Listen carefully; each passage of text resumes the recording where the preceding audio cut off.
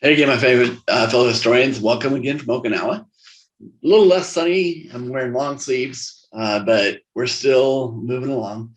Just wanted to talk a little bit to you guys this week about what I've been learning on the Scopes trial. To me, that was the one that I chose out of the last couple of weeks for what we've been doing. Partially because this is one that I had a lot of misconceptions on, quite frankly. I guess, you always hear about this one because it's such a famous trial. And growing up, I'd always thought this was one that went all the way to the Supreme Court, had guaranteed the teaching of evolution. Just a little personal background. I was technically born Roman Catholic, but my mother never took us to church, so I was non-practicing. By the time I was in high school, I actually considered myself agnostic and was very much into the whole theory of evolution, Darwinism, felt that science was the answer to everything. It was only later, a little later in my life, that I really found God and began that journey for myself. The big part on this is just the fact that as I was learning more about God and understanding his role, it really brings this trial starkly into focus as to what the whole purpose was. I didn't realize the entire trial was a setup. Scopes, the guy who was charged in the trial, later admitted that he didn't even know if he'd ever taught evolution or not. He taught from the curriculum, which the curriculum they used did have some Darwinism in there, but it wasn't something that he was out actively promoting. However, he did feel very strongly that religion should not co-opt the teaching of science as the best science occurred. And that was really the basis for his decision to become involved with the trial. This trial was basically just kind of scripted to bring the entire fundamentalism versus modernism to trial and see how it ended up.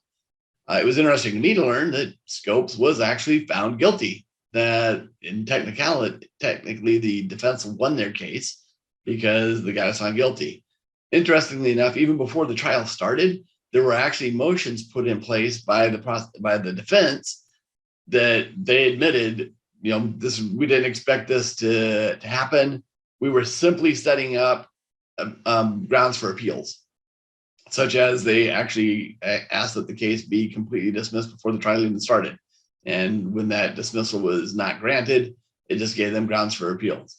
It did go to the Tennessee Supreme Court. It was actually found again in upheld the prosecution that Scopes was wrong in teaching this. It went against the law of the state, the Butler Act, which prohibited the teaching of evolution.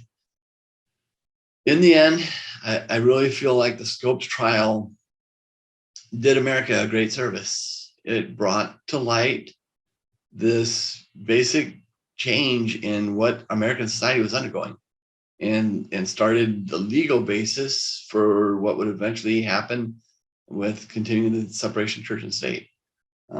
Extremely interesting trial. Great players on all sides. Hollywood has given some not such great service to it in a couple of films that have been provided on it, because they basically had a very, very strong leaning towards the evolutionary side and wanted to make Jennings look like a fool. So I don't know, I kept stumbling over his name there. But great opportunity for us to really learn a lot more about what went on here. Thanks, guys.